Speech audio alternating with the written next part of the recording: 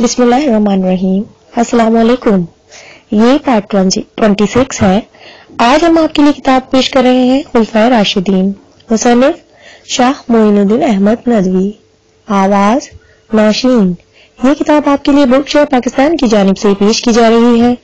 دیگر کتابوں اور معلومات کے لیے آپ ان نمبرز پر رابطہ کر سکتے ہیں 0300291960 پہ محمد اظہر سے, یا پھر 0345223451 محمد شفیق سے. تو آئیے سنتے ہیں پارٹ 26. ان کے علاوہ امیر معاویہ رضی اللہ تعالیٰ عنہ والی شام جیسے مدبر تھے جنہیں آن حضرت صلی اللہ علیہ وسلم سے قرابت داری کا بھی شرف حاصل تھا, اور عمر بن العاص رضی اللہ تعالیٰ عنہ فاتح مصر جیسے سیاست دان تھے جن کی اسلام میں بڑی خدمات تھیں, اور ان میں سے ہر ایک اپنے کو برسر حق سمجھتا تھا.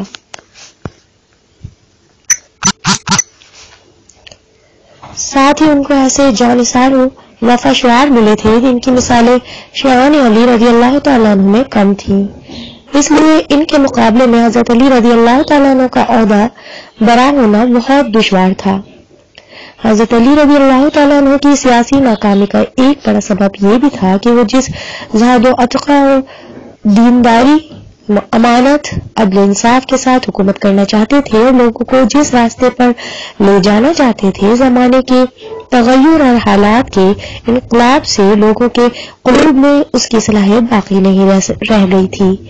ایک طرف امیر معاویہ رضی اللہ تعالیٰ عنہ اپنے طرفداروں کے لیے بیت المال کا خزانہ لٹا رہے تھے, دوسری طرف حضرت علی رضی اللہ تعالیٰ عنہ ایک ایک خرمہرہ کا حساب لیتے تھے. یہی سبب تھا کہ حضرت علی رضی اللہ تعالیٰ عنہ کے طرفدار اور ان کے بعض اعضاء تک دل برداشتہ ہو کر ان سے جدا ہو گئے تھے. لیکن بہرحال حق ہے اور باطل کے مقابلے میں حق کی شکست سے اس کی عظمت میں فرق نہیں آتا.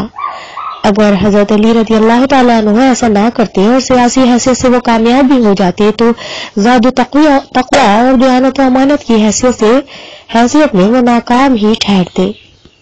ان کی سیاسی ناکامی کا دوسرا سبب یہ بھی تھا کہ ان کے طرفداروں اور حامیوں میں پورا اتحاد خیال اور کامل خلوص نہ تھا. اس جماعت میں ایک بڑا طبقہ عبداللہ بن سبا کے پیرووں کا تھا, جس کا عقیدہ تھا کہ جناب مرتضی رضی اللہ تعالیٰ عنہ رسول اللہ صلی اللہ علیہ وسلم کے وصی ہیں. پھر اس خیال نے یہاں تک ترقی کی کہ سبائی فرقے کے لوگ حضرت علی رضی اللہ تعالیٰ عنہ کو انسان سے بالاتر ہستی بلکہ بعض خدا تک کہنے لگے. حضرت علی رضی اللہ تعالیٰ عنہ نے ان لوگوں کو عبرت انگیز سزائیں دی, لیکن جو وفا پھیل چکی تھی اس کا دور کرنا آسان نہ تھا. اس فرقے نے مذہب کے علاوہ سیاسی حیثیت سے بھی مسلمانوں کو بڑا نقصان پہنچایا. واقعہ جمل میں ممکن تھا کہ صلح ہو جاتی, لیکن اسی جماعت نے پیش دستی کر کے جنگ شروع کر دی. دوسری جماعت قرا اور حفاظ قرآن کی تھی, جو ہر لمحے میں قرآن پاک کی لفظی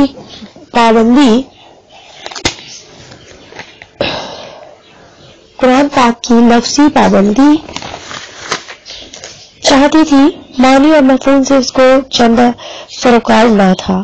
چنانچہ واقع تحقیق کے بعد یہی جماعت خارجی فرقے کی صورت میں ظاہر ہوئی. حضرت علی رضی اللہ تعالیٰ عنہ کے حاشیہ نشینوں میں کچھ لوگ ایسے بھی تھے جو در حقیقت جانثار و وفا شعار تھے, لیکن معرکہ صفین میں کامل جدوجہد کے بعد در مقصود تک پہنچ کر غنیم کی چال سے محروم واپس آنا نہایت ہمت شکن واقعہ تھا. اس نے تمام جانثاروں کے حوصلے اور ارادے پست کر دیے تھے. غرض ان تمام مشکلات اور مجبوریوں کے باوجود جناب مرتضی رضی اللہ تعالیٰ عنہ نے غیر معمولی ہمت و استقلال اور عدیم النظیر عزم و ثبات کے ساتھ آخری لمحہ حیات تک ان مشکلات و مصائب کا مقابلہ کر کے دنیا کے سامنے بے نظیر تحمل و سلامت روی کا نمونہ پیش کیا, اور اپنی ناکامی کے اسباب کا مشاہدہ کرنے کے باوجود دیانتداری اور شریعت سے سر متجاوز کرنا پسند نہ فرمایا. اگر آپ تھوڑی سی دنیا داری سے کام لیتے تو کامیاب ہو جاتے, لیکن دین ضائع ہو جاتا, جس کا بچانا ایک خلیفہ راشد اور جانشین رسول صلی اللہ علیہ وسلم کا سب سے پہلا مارکہ اصلی فرض تھا. ملکی نظم و نسق۔ حضرت علی کرم اللہ وجہہ انتظام مملکت میں حضرت عمر رضی اللہ تعالیٰ عنہ کے نقش قدم پر چلنا چاہتے تھے اور اس زمانے کے انتظامات میں کسی قسم کا تغیر کرنا پسند نہیں فرماتے تھے۔ ایک دفعہ نجران کے یہودیوں جن کو فاروق اعظم رضی اللہ تعالیٰ عنہ نے حجاز سے جلالتن کر کے نجران میں آباد کرایا تھا، نہایت لجاجت کے ساتھ درخواست کی کہ ان کو پھر اپنے قدیم وطن میں واپس آنے کی اجازت دی جائے۔ حضرت علی رضی اللہ تعالیٰ عنہ نے صاف انکار کر دیا اور فرمایا کہ عمر رضی اللہ تعالیٰ عنہ سے زیادہ کون صحیح رائے ہو سکتا ہے۔ اعمال کی نگرانی۔ ملکی نظم و نسق کے سلسلے میں سب سے اہم کام اعمال کی نگرانی ہے۔ حضرت علی رضی اللہ تعالیٰ عنہ نے اس کا خاص اہتمام مد نظر رکھا اور جب کسی عامل کو مقرر کرتے تھے تو اس کو نہایت مفید اور گرا بہا نصائح کرتے تھے۔ وقتاً فوقتاً حضرت علی رضی اللہ تعالیٰ عنہ نے اس کا خاص اہتمام مد نظر رکھا، وہ جب کسی عامل کو مقرر کرتے تھے تو اس کو نہایت مفید اور گرا بہا نصائح کرتے تھے۔ وقتاً فوقتاً اعمال حکام کے طرز عمل کی تحقیقات کرتے تھے۔ چنانچہ ایک مرتبہ جب حضرت کعب بن مالک رضی اللہ تعالیٰ عنہ کو اس خدمت پر مامور کیا تو یہ ہدایت فرمائی۔ ترجمہ: تم اپنے ساتھیوں کا ایک گروہ لے کر روانہ ہو جاؤ اور عراق کے ہر ضلع میں پھر اعمال کی تحقیقات کرو اور ان کی روش پر غائر نظر ڈالو۔ اعمال کے اثرات اور مالیات میں ان کی بدعنوانیوں کی سختی سے باز پرس فرماتے تھے۔ ایک دفعہ ارد شیر کے عامل مسقلہ نے بیت المال سے قرض لے کر 500 لونڈیوں اور غلام خرید کر آزاد کیے۔ ایک دفعہ ارد شیر کے عامل مسقلہ نے بیت المال سے قرض لے کر 500 لونڈی اور غلام خرید کر آزاد کیے۔ کچھ دنوں کے بعد حضرت علی رضی اللہ تعالیٰ عنہ نے سختی کے ساتھ اس رقم کا مطالبہ کیا۔ مسقلہ نے کہا، خدا کی قسم، عثمان رضی اللہ تعالیٰ عنہ کے نزدیک اتنی رقم کا چھوڑ دینا کوئی بات نہ تھی، لیکن یہ تو ایک ایک حبہ کا تقاضا کرتے ہیں، اور ناداری کے باعث مجبور ہو کر امیر معاویہ رضی اللہ تعالیٰ عنہ کی پناہ میں چلے گئے۔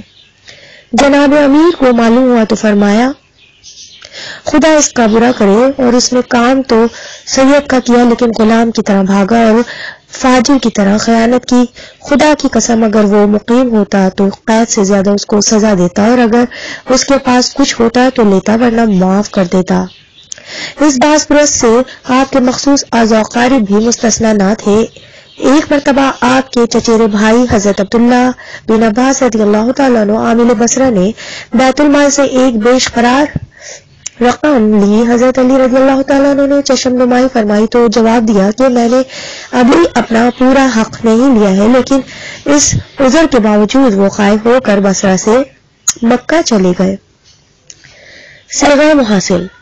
حضرت علی رضی اللہ تعالیٰ عنہ نے محاصل کے صیغہ میں خاص اصلاحات جاری کی۔ آپ سے پہلے جنگل سے کسی قسم کا مالی فائدہ نہیں لیا جاتا تھا۔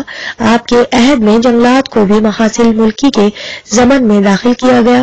چنانچہ برس کے جنگل میں 4000 درہم مالگزاری تشخیص کی گئی۔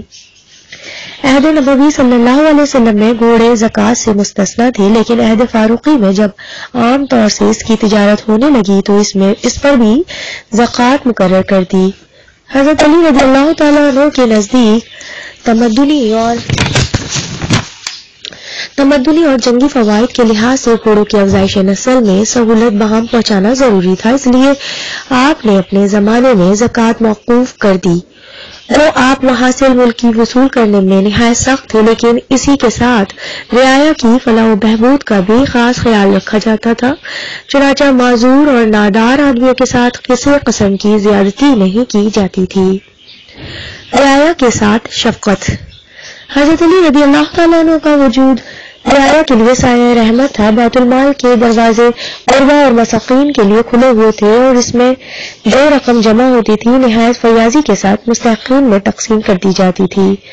زمینوں کے ساتھ بھی نہایت شفقت آمیز برتاؤ تھا۔ ایران میں مختلف سازشوں کے باعث بارہا بغاوتیں ہوئیں، لیکن حضرت علی رضی اللہ تعالیٰ عنہ نے ہمیشہ نہایت ترحم سے کام لیا، یہاں تک کہ ایرانی اس لطف و شفقت سے متاثر ہو کر کہتے تھے، خدا کی قسم اس عربی نے نوشہرواں کی یاد تازہ کر دی۔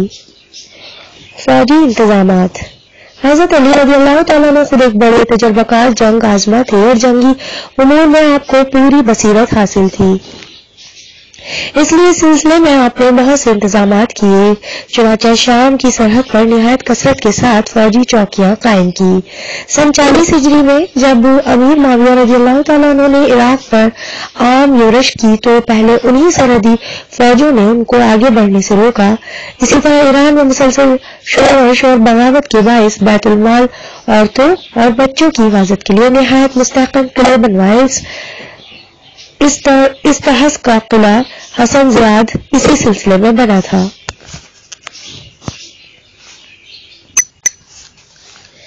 جنگی تعمیرات کے سلسلے میں دریائے فرات کا پل بھی جو معرکہ صفین میں فوجی ضروریات کے خیال سے تعمیر کیا تھا لائق ذکر ہے۔ مذہبی خدمات۔ امام وقت کا سب سے اہم فرض مذہب کی اشاعت، تبلیغ اور خود مسلمانوں کی مذہبی تعلیم و تلقین ہے۔ حضرت علی رضی اللہ تعالیٰ عنہ اہل نبوت ہی سے ان خدمات میں ممتاز تھے، چنانچہ یمن میں اسلام کی روشنی انہی کی کوشش سے پھیلی تھی۔ سورہ برات نازل ہوئی تو اس کی تبلیغ و اشاعت کی خدمت بھی انہی کے سپرد ہوئی۔ مسند خلافت پر قائم رکھنے کے بعد سے آخر وقت تک وہ خانہ جنگیوں نے فرصت نہ دی، تاہم اس فرض سے بالکل غافل نہ تھے۔ ایران اور آرمینیا میں بعض نو مسلم عیسائی مرتد ہو گئے تھے۔ حضرت علی رضی اللہ تعالیٰ عنہ نے نہایت سختی کے ساتھ ان کی سرکوبی کی اور ان میں سے اکثر تائب ہو کر پھر دار اسلام میں داخل ہو گئے۔ خارجیوں کی سرکوبی اور ان سبائیوں کو جو شدت غلو میں حضرت جناب مرتضیٰ صلی اللہ علیہ رضی اللہ تعالیٰ عنہ کو خدا کہنے لگے تھے، سزا دینا بھی دراصل مذہب کی ایک بڑی خدمت تھی۔ حضرت علی رضی اللہ تعالیٰ عنہ نے مسلمانوں کی اخلاقی نگرانی کا بھی نہایت سختی کے ساتھ خیال رکھا۔ مجرموں کو عبرت انگیز سزائیں دیں، جرم کی نوعیت کے لحاظ سے نئی سزائیں تجویز کی جو ان سے پہلے اسلام میں رائج نہ تھیں، مثلاً زندہ جلانا، مکان مسوار کرا دینا، چوری کے علاوہ دوسرے جرم میں بھی ہاتھ کاٹنا وغیرہ۔ لیکن اس سے قیاس نہیں کرنا چاہیے کہ حضرت علی رضی اللہ تعالیٰ عنہ حدود کے اجرا میں کسی اصول کے پابند نہ تھے۔ زندہ جلا دینے کی سزا صرف چند زندقوں کو دی گئی تھی، مگر جب حضرت ابن عباس رضی اللہ تعالیٰ عنہ نے آپ کو بتایا کہ آن حضرت صلی اللہ علیہ وسلم نے اس سزا کی ممانعت فرمائی ہے تو آپ نے اس فعل میں ندامت ظاہر کی۔ شراب نوشی کی سزا میں کوڑوں کی تعداد متعین نہ تھی۔ حضرت علی رضی اللہ تعالیٰ عنہ نے اس کے لیے 80 کوڑے تجویز کیے۔ درے مارنے والوں کی ہدایت کی تھی کہ چہرہ اور شرمگاہ کے علاوہ تمام جسم پر کوڑا مار سکتے ہیں۔ عورتوں کے لیے حکم تھا کہ ان کو بٹھا کر سزا دیں اور کپڑے سے تمام جسم کو اس طرح چھپا دیں کہ کوئی عضو بے ستر نہ ہونے پائے۔ اسی طرح رجم کی صورت میں ناف تک زمین میں گاڑ دینا چاہیے۔ اقرار جرم کی حالت میں صرف ایک دفعہ کا اقرار کافی نہ سمجھتے تھے، چنانچہ ایک مرتبہ ایک شخص نے حاضر ہو کر عرض کی، امیر المومنین، میں نے چوری کی ہے۔ حضرت علی رضی اللہ تعالیٰ عنہ نے غضب آلود نگاہ ڈال کر ان کو واپس کر دیا، لیکن جب اس نے پھر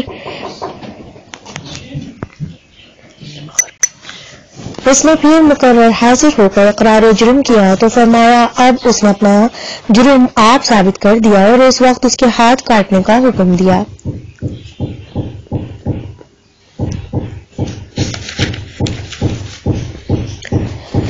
تنہا جرم کا ارادہ اور اس کے لیے اقدام بغیر جرم کیے ہوئے مجرم بنانے کے لیے کافی نہیں تھے، چنانچہ ایک شخص نے ایک مکان میں نقب لگائی اور چوری کرنے سے قبل پکڑ لیا گیا۔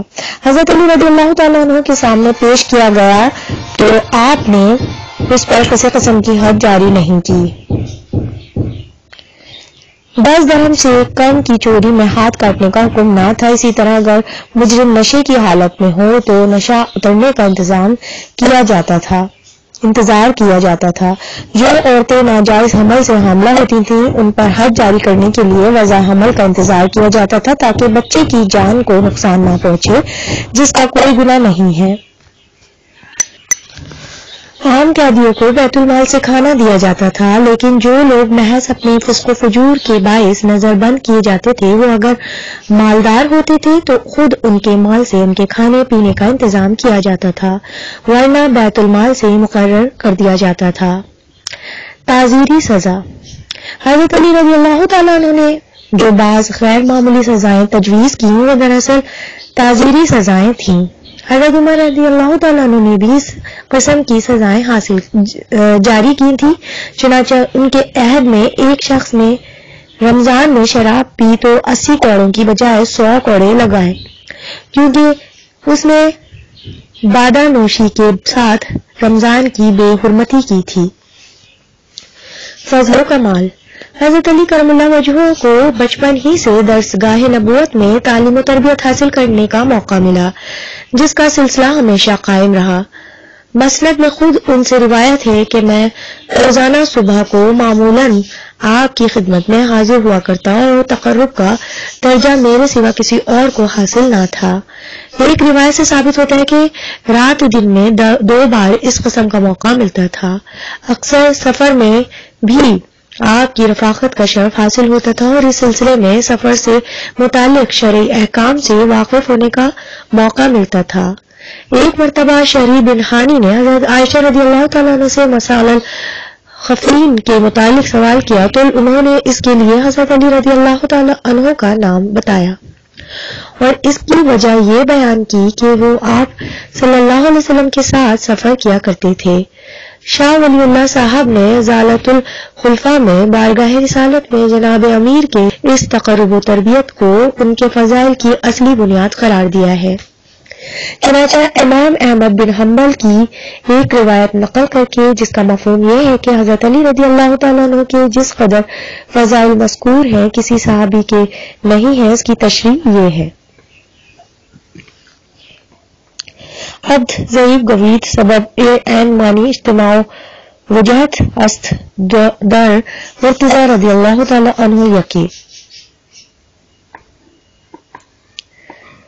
رسوخ اور دور رسوا باقی اسلامیہ دوم قرب قرابت اور بالآن حضرت صلی اللہ علیہ وآلہ وسلم و جناب علیہ الصلاۃ والسلام اوصل ناس بارجا بارحام و عرف ناس بحقوق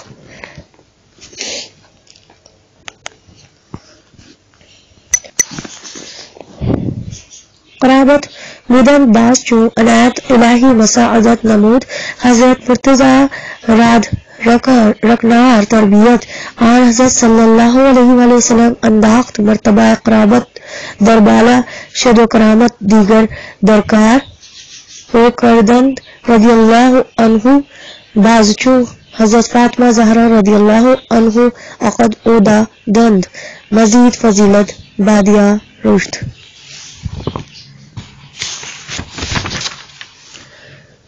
آپ کے تقرب و اختصاص کی بنا پر خود رسول اللہ صلی اللہ علیہ وسلم آپ کو قرآن مجید کی تعلیم دیتے تھے۔ بعض موقعوں پر قرآن مجید کی آیتوں کی تفسیر بھی فرماتے تھے۔ چند مخصوص حدیثیں بھی قلم بند کر لی تھیں۔ حضرت علی رضی اللہ تعالیٰ عنہ نے ابتدائی سے علم و فضل کے گہوارے میں تربیت پائی تھی، اس لیے صحابہ کرام میں آپ غیر معمولی تجربہ و فضل و کمال کے مالک ہوں۔ وَأَنَا مَدِينَةُ الْعِلْمِ وَعَلَى بَابِهَا میں علم کا گھر اور علی اس کا دروازہ ہے کہ تغرے خاص سے ممتاز ہوئے۔ نوشت و خوان کی تعلیم آپ نے بچپن ہی میں حاصل کی تھی، چنانچہ ظہور اسلام کے وقت جبکہ آپ کی عمر بہت کم تھی آپ لکھنا پڑھنا جانتے تھے، اسی لیے ابتدائی سے بعض دوسرے صحابہ کی طرح آپ بھی آن حضرت صلی اللہ علیہ وسلم کے تحریری کام انجام دیتے تھے، چنانچہ کاتبان وحی میں آپ کا بھی نام ہے۔ آن حضرت صلی اللہ علیہ وسلم کی طرف سے جو مکاتب فرامین لکھے جاتے تھے ان میں بعض آپ کے دست مبارک کے لکھے ہوئے تھے، چنانچہ حدیبیہ کا صلح نامہ آپ ہی نے لکھا تھا۔ تفسیر اور علوم القرآن۔ اسلام کی علوم و معارف کا اصل سرچشمہ قرآن پاک ہے۔ حضرت علی مرتضیٰ رضی اللہ تعالیٰ نے سرچشمے سے پوری طرح سیراب، اور ان صحابہ میں تھے جنہوں نے آن حضرت صلی اللہ علیہ وآلہ وسلم کی زندگی ہی میں نہ صرف پورا قرآن یاد کر لیا تھا بلکہ اس کی ایک ایک آیت کے معنی اور شان نزول سے واقف تھے۔ ابن سعد میں ہے کہ ایک موقع پر خود آپ نے اس کا اظہار فرمایا کہ میں ہر آیت کے متعلق بتا سکتا ہوں کہ یہ کہاں اور کیوں اور اس کی کس کے حق میں نازل ہوئی۔ چنانچہ حضرت علی رضی اللہ تعالیٰ عنہ کا شمار مفسرین کے اعلیٰ طبقے میں ہے، اور صحابہ میں حضرت ابن عباس رضی اللہ تعالیٰ عنہ کے سوا اس کمال میں آپ کا کوئی شریک نہیں ہے۔ چنانچہ ان تمام تفسیروں میں فن کا مدار روایتوں پر ہے، مثلا ابن جریر طبری، ابن ابی حاتم، ابن کثیر وغیرہ میں بکثرت آپ کی روایت سے آیات کی تفسیریں منقول ہیں۔ ابن سعد میں ہے کہ آپ نے آن حضرت صلی اللہ علیہ وسلم کی وفات کے 6 مہینے تک جو گوشہ نشینی اختیار کی اس میں آپ نے قرآن مجید کی تمام صورتوں کو نزول کی ترتیب سے مرتب کیا تھا۔ ابن ندیم نے کتاب الفہرست میں صورتوں کی اس ترکیب کو نقل کیا ہے۔ قرآن پاک سے اجتہاد اور مسائل کے استنباط میں آپ کو ید طولہ حاصل تھا، چنانچہ تحکیم کے مسئلے میں خوارج نے اعتراض کیا کہ فیصلے کا حق خدا کے سوا اور کسی کو حاصل نہیں، ان الحکم الا اللہ، تو آپ نے قرآن کے تمام حفاظ اور اس کے عالموں کو جمع کر کے فرمایا کہ میاں بیوی میں جب اختلاف رائے ہو تو اللہ تعالی حکم بنانے کی اجازت دے۔ وَإِنْ خِفْتُمْ شِقَاقَ بَيْنِهُمَا فَابْعَثُوا حَكَمًا مِّنْ أَهْلِهِ وَحَكَمًا مِّنْ أَهْلِهَا۔ اور امت محمد صلی اللہ علیہ وآلہ وسلم میں جب اختلاف رائے ہو جائے تو حکم بنانا ناجائز ہو، کیا تمام امت محمدیہ صلی اللہ علیہ وسلم کی حیثیت ایک مرد اور ایک عورت سے بھی خدا کی نگاہ میں کم ہے؟ عالم ناسخ اور منسوخ میں آپ کو کمال حاصل تھا اور اس کو آپ بڑی اہمیت سے دیکھتے تھے، اور جن لوگوں کو اس میں درک نہ ہوتا ان کو درس و واعظ سے روک دیتے تھے۔ چنانچہ کوفہ میں جامع مسجد میں جو شخص واعظ و تذکیر کرنا چاہتا تھا اس سے پہلے آپ دریافت فرماتے تھے کہ تم کو ناسخ و منسوخ کا بھی علم ہے؟ اگر وہ نفی میں جواب دیتا تو اس کو زجر و توبیخ فرماتے تھے اور درس و واعظ کی اجازت نہ دیتے تھے۔ آیات کی تفسیر و تعویل کے متعلق آپ سے اس کثرت سے روایتیں ہیں کہ اگر ان کا استقصاء کیا جائے تو ایک ضخیم کتاب تیار ہو جائے، اس لیے یہاں ان کو نقل کرنے کی کوشش نہیں کی گئی۔ بعض لوگوں کا خیال تھا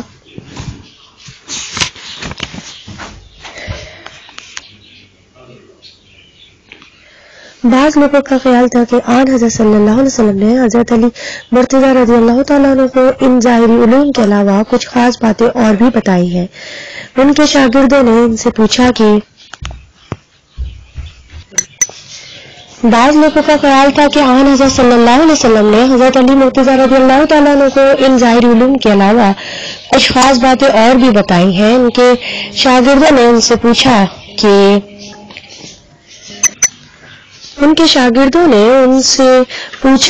کیا قرآن کے سوا کچھ اور بھی آپ کے پاس ہے؟ فرمایا قسم ہے اس کی جو دانہ کو پھاڑ کر درخت اگاتا ہے اور جو جان کو جسم کے اندر پیدا کرتا ہے، قرآن کے سوا میرے پاس کچھ اور نہیں، لیکن قرآن کے سمجھنے کی قوت، فہم، یہ دولت خدا جس کو چاہے دے، ان کے علاوہ چند حدیثیں میرے پاس ہیں۔ اس موقع میں حضرت علی رضی اللہ تعالیٰ عنہ نے جو قسم کھائی ہے اس میں بھی ایک خاص نقطہ ہے، یعنی قرآن کی آیتوں کی مثال تخم اور جسم کی ہے، اور اس کے معنی و مقصود کی مثال درخت کی ہے جو اسی تخم سے پیدا ہوتا ہے اور اس جان کی ہے جو جسم میں پوشیدہ رہتی ہے. یعنی جس طرح ایک چھوٹے سے تخم سے اتنا بڑا عظیم الشان درخت پیدا ہو جاتا ہے جو در حقیقت اس کے اندر مخفی تھا اور روح سے جو جسم میں چھپی رہتی ہے، تمام اعمال انسانی کا ظہور ہوتا ہے. اسی طرح قرآن پاک کے الفاظ سے جو نبرزلہ جسم کے ہیں معنی و مطالب نکلتے ہیں. علم حدیث. جناب مرتضی رضی اللہ تعالیٰ عنہ نے بچپن سے لے کر وفات نبوی صلی اللہ علیہ وآلہ وسلم تک کامل 30 سال آن حضرت صلی اللہ علیہ وسلم کی خدمت و رفاقت میں بسر کیے. اس لیے حضرت ابو بکر صدیق رضی اللہ تعالیٰ عنہ کو چھوڑ کر اسلام کے احکام و فرائض اور ارشادات نبوی صلی اللہ علیہ وآلہ وسلم کے سب سے بڑے عامل آپ ہی تھے. پھر تمام اکابر صحابہ رضی اللہ تعالیٰ عنہ میں وفات نبوی صلی اللہ علیہ وسلم کے بعد سب سے زیادہ آپ نے عمر پائی. آن حضرت صلی اللہ علیہ وسلم کے بعد تقریباً 30 برس تک ارشادات و افادات کی مسند پر جلوگر رہے. خلفائے ثلاثہ کے عہد میں بھی یہ خدمت آپ ہی کے سپرد رہی. ان کے بعد خود آپ کے زمانہ خلافت میں بھی یہ فیض بدستور جاری رہا. اس لیے تمام خلفاء میں احادیث کی روایت کا زمانہ آپ کو سب سے زیادہ ملا. اسی لیے خلفائے سابقین کے مقابلے میں آپ کی روایتوں کی تعداد سب سے زیادہ ہے. لیکن احادیث کی روایت میں آپ بھی اپنے پیشتر خلفاء اور اکابر صحابہ کی طرح ممتاز اور متشدد تھے. اس لیے دوسرے کثیر الروایہ صحابہ کے مقابلے میں آپ کی روایتیں بہت کم ہیں. چنانچہ آپ سے کل 586 حدیثیں مروی ہیں، جن میں سے 20 حدیثوں پر بخاری و مسلم دونوں کا اتفاق ہے اور 9 حدیثیں صرف بخاری میں ہیں، مسلم میں نہیں ہیں، اور 10 حدیثیں مسلم میں ہیں، بخاری میں نہیں ہیں. غرض صحیحین میں آپ کی کل 39 حدیثیں ہیں. آپ نے آن حضرت صلی اللہ علیہ وسلم کے علاوہ اپنے رفقاء اور ہم اثروں میں حضرت ابو بکر صدیق رضی اللہ تعالیٰ عنہ، حضرت عمر رضی اللہ تعالیٰ عنہ، حضرت مقداد بن الاسود رضی اللہ تعالیٰ عنہ، اپنی حرم محترم حضرت فاطمہ زہرا رضی اللہ تعالیٰ عنہ سے روایتیں کی ہیں. آپ کی عطرت مطہرہ اور اولاد امجاد میں حضرت حسن رضی اللہ تعالیٰ عنہ، حضرت حسین رضی اللہ تعالیٰ عنہ، محمد بن حنفیہ، عمر، فاطمہ صاحبزادے اور صاحبزادیاں، محمد بن عمر بن علی، علی بن حسین بن علی رضی اللہ تعالیٰ عنہ پوتے، عبداللہ بن جعفر ابن ابی طالب بھتیجے، جادہ بن حبیرہ مخزومی بھانجے. عام اصحاب میں حضرت عبداللہ بن مسعود رضی اللہ تعالیٰ عنہ، براء بن عازب رضی اللہ تعالیٰ عنہ، ابو ہریرہ رضی اللہ تعالیٰ عنہ، ابو سعید خدری رضی اللہ تعالیٰ عنہ، بشیر بن شہیم غفاری رضی اللہ تعالیٰ عنہ، زید بن ارقم رضی اللہ تعالیٰ عنہ، سفینہ مولا رسول اللہ صلی اللہ علیہ وسلم، صہیب رومی رضی اللہ تعالیٰ عنہ، ابن عباس رضی اللہ تعالیٰ عنہ، ابن عمر رضی اللہ تعالیٰ عنہ، ابن زبیر رضی اللہ تعالیٰ عنہ، عمر بن حریث رضی اللہ تعالیٰ عنہ، نزار بن صبرہ رضی اللہ تعالیٰ عنہ، ہلال رضی اللہ تعالیٰ عنہ، جابر بن سمرہ رضی اللہ تعالیٰ عنہ، جابر بن عبداللہ رضی اللہ تعالیٰ عنہ، ابو حجیفہ رضی اللہ تعالیٰ عنہ، ابو امامہ رضی اللہ تعالیٰ عنہ، ابو لیلہ انصاری رضی اللہ تعالیٰ عنہ، ابو موسیٰ رضی اللہ تعالیٰ عنہ، مسعود بن حکم زرقی رضی اللہ تعالیٰ عنہ، ابو الطفیل رضی اللہ تعالیٰ عنہ، عامر بن واصلہ رضی اللہ تعالیٰ عنہ، عبید اللہ بن ابی رافع رضی اللہ تعالیٰ عنہ کاتب، اور ام موسیٰ رضی اللہ تعالیٰ عنہ جاریہ. تابعین میں زر بن حبیش، زید بن وہب، ابو الاسود دوئلی، حارث بن سوید التمیمی، حارث ابن عبداللہ العور، حرملہ مولا بن زید رضی اللہ تعالیٰ عنہ، ابو ساسان حفین بن منظر الرقاشی، حجیہ بن عبداللہ الکندی، ربعی بن حرابش، شری بن ہانی، شری بن النعمان السعیدی، اور ابو دائل شقیق بن سلمہ، شیس بن ربعی، سوید بن غفلہ، عاصم بن زمرہ، عامر بن شراحیل الشعبی، عبداللہ بن سلمہ مرادی، عبداللہ بن شرواد بن الحاد، عبداللہ بن شقیق، عبداللہ بن معقل بن مقرن، عبد خیر بن یزید المرانی، عبد الرحمن بن ابی لیلہ، عبیدہ سلیمانی، علقمہ بن قیس النخعی، عمیر بن سعید النخعی، قیس بن عباد البصری، مالک بن عدس بن حدسان، مردان بن حکم اموید، مطرب بن عبداللہ ابن شیخر، نافع بن جبیر بن مطعم، ہانی بن ہانی، یزید بن شریک التمیمی، ابو بردہ بن ابو موسیٰ الاشعری، ابو حیا دادی، ابو خلیل الحضرمی، ابو صالح الحضرمی، ابو صالح الحنفی، ابو عبد الرحمن سلمہ، ابو عبیدہ مولی ابن ازہرہ، ابو الحیاج الاسدی وغیرہ نے آپ سے فیض پایا ہے۔ پارٹ 26 یہاں پر اختتام پذیر ہوتا ہے۔ کتاب خلفاء راشدین کا بقیہ حصہ پارٹ 27 پر سماعت فرمائیے۔ شکریہ۔